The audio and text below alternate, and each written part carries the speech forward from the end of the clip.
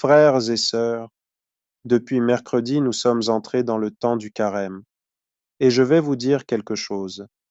Le carême n'est pas la saison des chrétiens tristes. Ce n'est pas la marche funèbre spirituelle. Non. Le carême, c'est la salle de sport de ton âme. Et à la salle de sport, on transpire. Pendant le carême aussi, mais intérieurement. Ce dimanche, l'Évangile nous conduit au désert. Le désert n'est pas d'abord un lieu géographique, c'est un révélateur. Plus de distractions, plus de bruit, plus de décor. Il ne reste que toi et ce qui te dirige vraiment.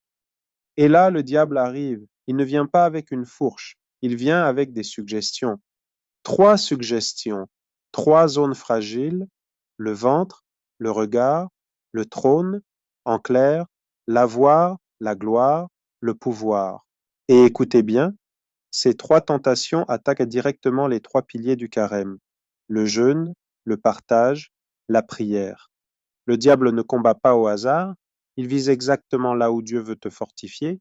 Jésus a faim et Satan arrive à l'heure exacte.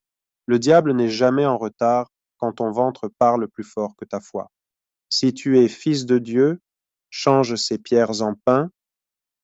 Traduction moderne, puisque tu peux, fais-le. Cette phrase détruit des destinées.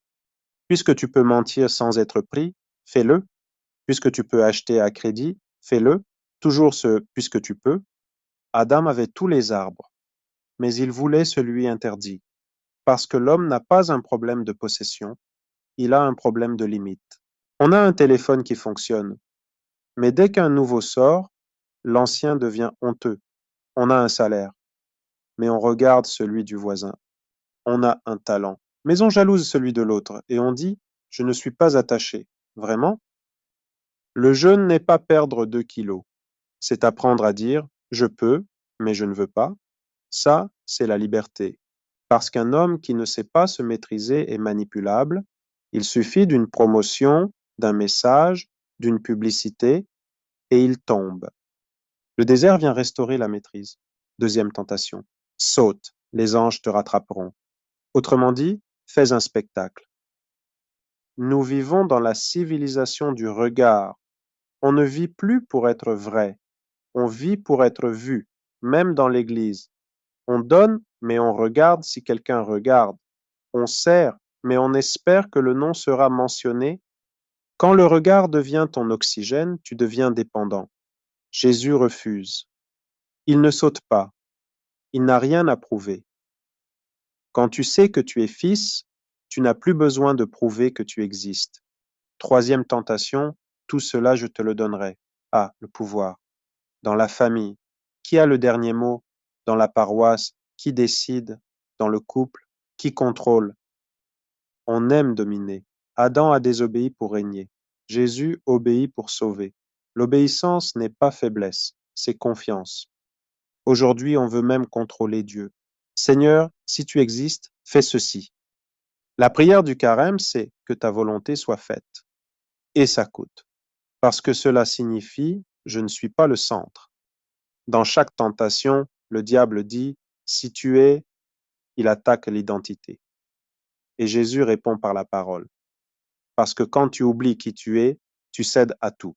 Le désert révèle qui te gouverne, ton ventre, le regard des autres, ton ego ou Dieu. Adam a mangé pour devenir comme Dieu. Jésus refuse de manger pour que nous devenions enfants de Dieu. Adam a cherché la gloire. Jésus rend la gloire. Adam a désobéi pour régner. Jésus obéit pour sauver. Le bois vert du jardin a séché. Le bois sec de la croix est vivant. Dieu a utilisé le principe de la chute pour fabriquer la victoire. En réalité, le carême est une transformation intérieure qui commence dans nos petites décisions quotidiennes.